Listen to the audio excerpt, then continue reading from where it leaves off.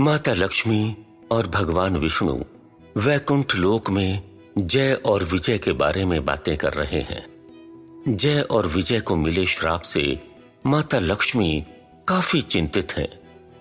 वो गंभीरता से भगवान विष्णु से बोलती हैं, हे प्रभु, जो कुछ भी हुआ गलत हुआ। जय और विजय के साथ ये अन्याय हुआ है। बिना किसी गलती के इतना भयानक श्राप, नहीं, ये सही नहीं है।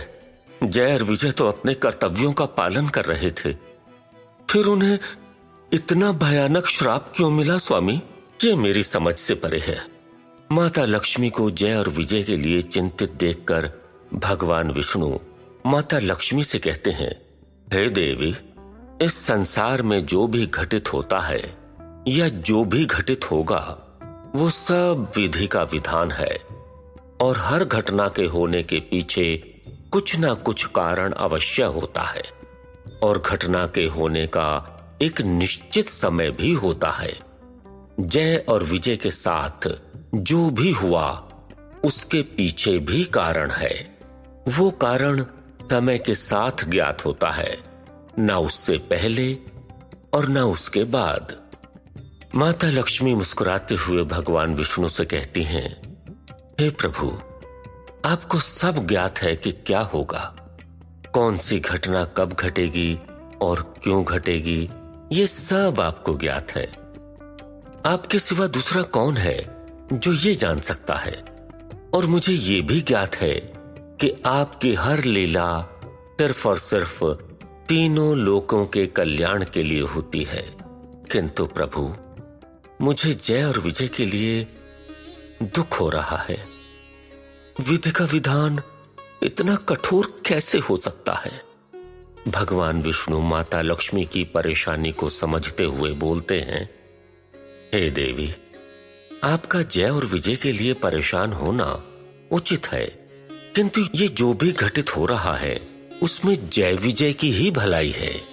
भगवान विष्णु की बातें सुनकर माता लक्ष्मी चौंक जाती हैं और अपने स्थान से खड़ी हो जाती हैं और बोलती हैं, भलाई? कैसी भलाई प्रभु? मुझे कुछ समझ नहीं आ रहा है। कृपया पहेलियां ना बुझाएं आप। बताएं प्रभु, जो घटित हो रहा है उसमें जय और विजय की क्या भलाई है? माता लक्ष्मी की जिज्ञासा को शांत करते हुए भगवान विष्णु माता लक्ष्मी से कहते हैं, हे देवी, जय और विजय हमेशा से मुक्ति पाना चाहते हैं और युगों युगों से वो दोनों इसी इंतजार में हैं कि कब उन दोनों को मुक्ति मिले। लेकिन वो हर जन्म में अपनी इस बात को भूल जाते हैं और अब समय आ गया है कि जय और विजय को मुक्ति मिले। माता लक्ष्मी अब भी चकित होकर भगवान विष्णु के मुख को देख रही हैं और कुछ पूछ नहीं पाती हैं। तो भगवान विष्णु बोलते हैं, हे देवी, जय और विजय कोई साधारण योनि के नहीं है, लेकिन अभी तक हर जन्म में उनके साथ जो भी घट रहा है वो सब उनके बुरे कर्मों का फल है।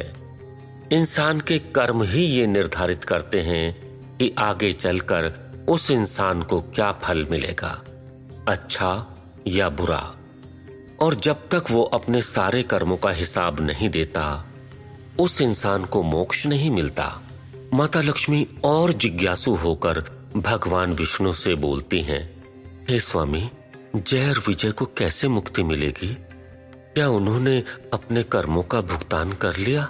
भगवान विष्णु मुस्कुराते हुए माता लक्ष्मी से बोलते हैं, हे प्रिय, जय और विजय के अभी भी कुछ कर्म बाकी हैं, लेकिन यही कर्म उन्हें उनकी मुक्ति तक ले जाएंगे। और जैसा कि मैंने आपको बताया कि जो भी होता है उसका एक निश्चित समय और कारण होता है और जय और विजय की मुक्ति का समय निकट है और इसलिए उनको दिया श्राप भी जय और विजय की मुक्ति का माध्यम है और यही मेरी लीला है। भगवान विष्णु आगे बोलते हैं, मैं इस जगत का पालन पोषण करता हूं और इसलिए मेरे हाथों मारे जाने पर जय और विजय को मुक्ति मिलेगी और यही विधि का विधान है। माता लक्ष्मी चकित हो जाती हैं और फिर भगवान से पूछती हैं, भगवान, मतलब जय और विजय को जो श्राप मिला है वो आपकी लीला है? आप उन्हें मुक्ति देंगे? किंतु ये सब कैसे होगा? भगवान विष्णु माता लक्ष्मी को कहते हैं, हे देवी, अभी मैं आपको इतना ही बता सकता हूं कि जय और विजय की मुक्ति मेरे हाथों ही होगी और इसके लिए मुझे पृथ्वी पर जन्म लेना होगा। माता लक्ष्मी और भी चकित हो जाती हैं और भगवान हरि से बोलती हैं, भगवान, आप पृथ्वी पर जन्म लेंगे, किंतु फिर तो आपको मानवों की तरह कई कष्टों का सामना भी करना पड़ेगा। और माता लक्ष्मी और परेशान हो जाती हैं।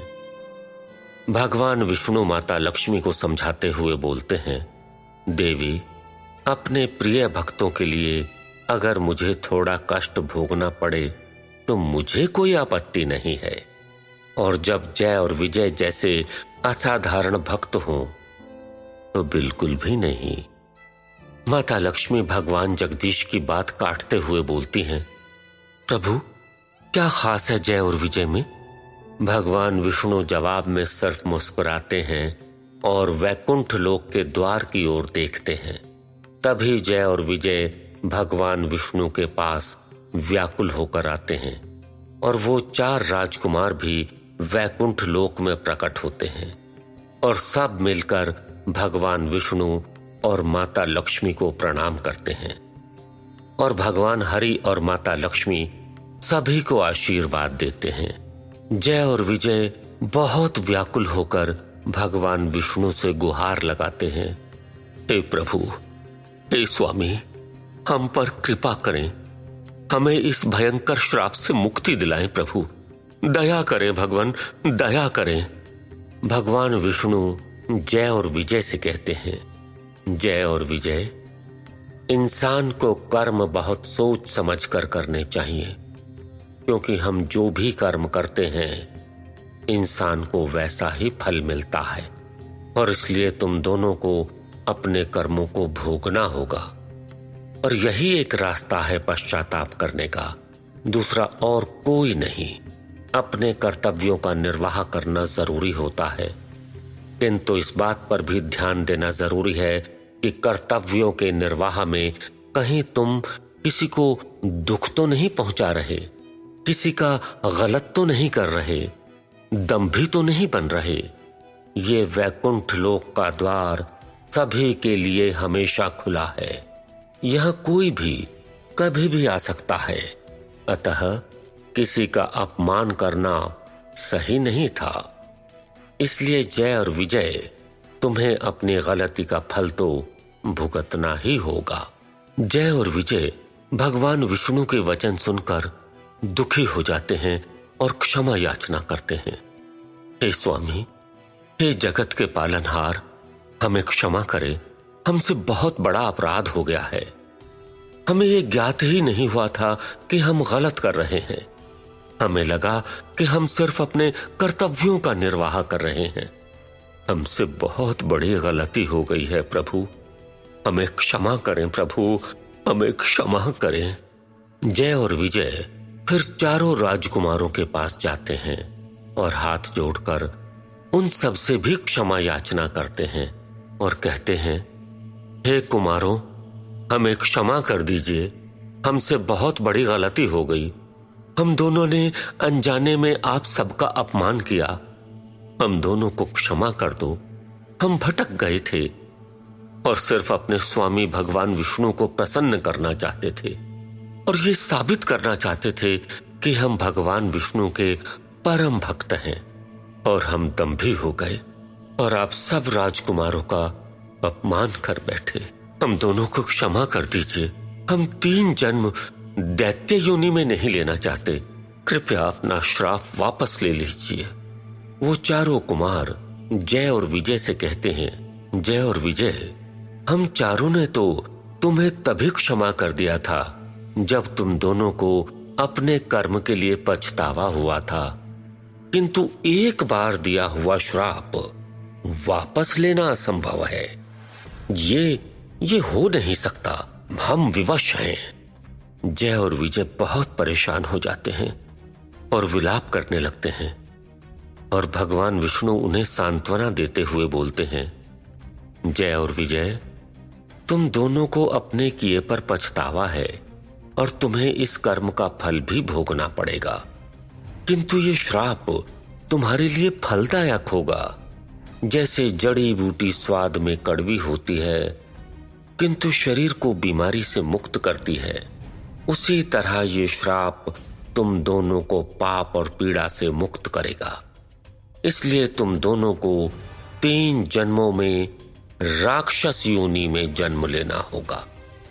जय और विजय भगवान विष्णु, माता लक्ष्मी और उन चारों कुमारों को हाथ जोड़कर प्रणाम करते हैं और वैकुंठ लोक से चले जाते हैं। भगवान विष्णु उन चारों राजकुमारों से कहते हैं, उनका दिया श्राप भी भगवान विष्णु की एक लीला है।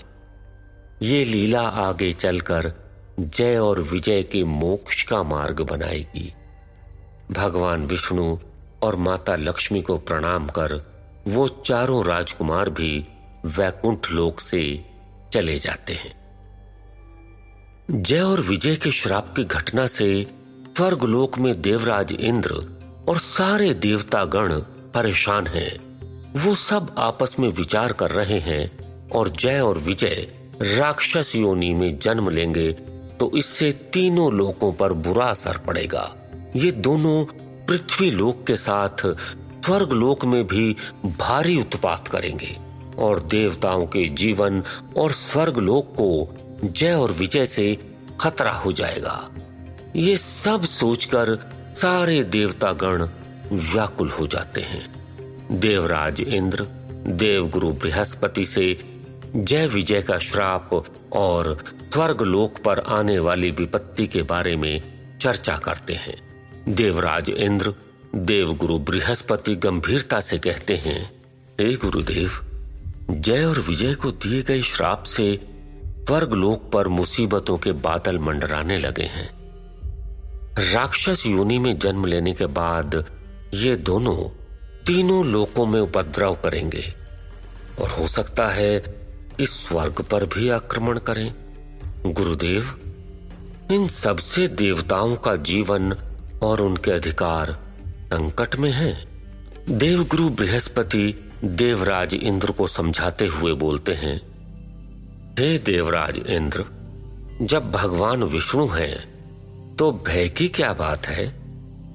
भगवान विष्णु ने हर बार तीनों लोकों को हर विपदा से मुक्त किया है और इस बार भी वो सारी विपत्तियों का नाश करेंगे। हम सबको भगवान विष्णु पर भरोसा रखना होगा।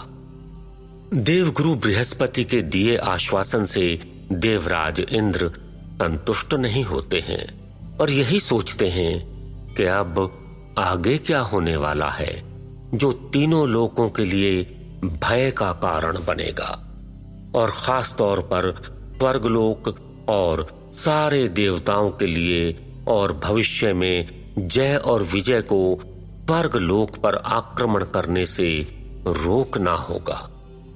जय और विजय अगले जन्म में पृथ्वी लोक पर ऋषि कश्यप और माता दिति के पुत्र हिरण्यकश्यप और हिरण्याक्ष के रूप में जन्म लेते हैं। आगे चलकर ये दोनों राक्षस तीनों लोकों में भारी उत्पात करते हैं। हिरण्याक्ष का उत्पात भी अपनी चरम सीमा पर होता है। ये सब देखकर सारे देवतागण परेशान हो जाते हैं और देवराज इंद्र देवगुरु बृहस्पति से बोलते हैं, हे देवगुरु, आपको याद है कि मैंने आपसे इसी भय के बारे में चर्चा की थी। जो मैंने सोचा था वो सत्य हो रहा है। ये दोनों राक्षस हिरण्यकश्यप और हिरण्याक्ष पृथ्वी लोक पर उत्पात कर रहे हैं। आप सोचिए कि ये दोनों राक्षस स्वर्ग लोक पर भी आक्रमण कर सकते हैं और हम सभी को ये होने से रोकना होगा। हमें उन राक्षसों को खत्म करना होगा। देवराज इंद्र सारे देवताओं के साथ मिलकर योजना बनाते हैं कि वो छल से हिरण्यकश्यप और हिरण्याक्ष राक्षसों को मार देंगे, किंतु बार बार प्रयास करने पर भी देवताओं को सफलता नहीं मिलती। इधर दोनों राक्षस हिरण्यकश्यप और हिरण्याक्ष देवताओं से क्रोधित होते हैं और कहते हैं, ये देवता कितने धोखेबाज हैं, हमेशा जीतने के लिए छल का सहारा लेते हैं और ये इतिहास साक्षी है कि देवताओं ने हमेशा गलत रास्ता अपनाया है हम राक्षसों को हराने के लिए। क्या इन सब में इतनी शक्ति नहीं कि हमारा सामना कर सके? पीछे से वार करने वाला नीच के समान होता है। हम राक्षसों ने युगों युगों से सिर्फ अन्याय ही सहन किया है। ये कायर की भांति पीठ पीछे से वार करते हैं। हम इन सब देवताओं से लोहा लेंगे, लेकिन पीठ पीछे नहीं बल्कि सामने से। ये सारी घटना लक्ष्मी और भगवान विष्णु वैकुंठ लोक से देख रहे हैं। माता लक्ष्मी भगवान विष्णु से कहती हैं, हे प्रभु, आपको हिरण्यकश्यप और हिरण्याक्ष को मुक्ति देनी है और यही विधि का विधान है। किंतु भगवान, ये देवराज इंद्र और सारे देवता गण इन दोनों राक्षसों को नष्ट करने के लिए इतने आतुर क्यों हैं? ये सभी छल से दोनों राक्षसों को मारना चाहते हैं, जो कि अनुचित है, और देवताओं को ऐसा करने से हिरण्यकश्यप और हिरण्याक्ष उत्पाती बन जाएंगे और देवताओं के शत्रु भी। ये सब देवतागण समझते क्यों नहीं प्रभु? माता लक्ष्मी की जिज्ञासा को शांत करते हुए भगवान जगदीश उत्तर देते हैं, देवी, धैर्य की कमी और क्रोध सिर्फ और सिर्फ विनाश का कारण बनता है, और इन देवताओं में भी धैर्य की कमी है, और इसी कारण वो इतने आतुर हो गए हैं कि हर तरह के तरीके अपनाकर वो दोनों राक्षस हिरण्यकश्यप और हिरण्याक्ष को नष्ट करना चाहते हैं।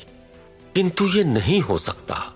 विधि का विधान स्वयं के तरीके और इच्छा से नहीं होता, बल्कि कर्मों से होता है। इन दोनों राक्षसों का ये सारे देवतागण कुछ नहीं बिगाड़ सकते, किंतु सारे देवतागण अपनी शक्ति के घमंड और क्रोध में ये सत्य नहीं देख पा रहे हैं और सत्य भी भूल गए हैं कि देवताओं के इन आक्रमणों की वजह से हिरण्यकश्यप और हिरण्याक्ष और ज्यादा शक्तिशाली बनते जा रहे हैं। वहीं हिरण्याक्ष को भगवान ब्रह्मा से वरदान मिला है और इसीलिए वो बहुत शक्तिशाली हो गया है और वो स्वयं को भगवान मानने लगा है। हिरण्याक्ष देवताओं का बहुत बड़ा शत्रु बन गया है और वो देवताओं की शक्तियों को नष्ट करना चाहता है, और इस तरह वो देवताओं के छल का बदला भी लेना चाहता है। हिरण्याक्ष को मालूम है कि सारे देवताओं को पृथ्वी लोक में ऋषि मुनियों द्वारा किए गए यज्ञों से शक्ति मिलती है, इसलिए देवताओं के शक्ति स्रोत को खत्म करने के लिए पृथ्वी को उठाकर सागर में छुपा देता है और देवताओं की शक्ति कमजोर होने लगती है।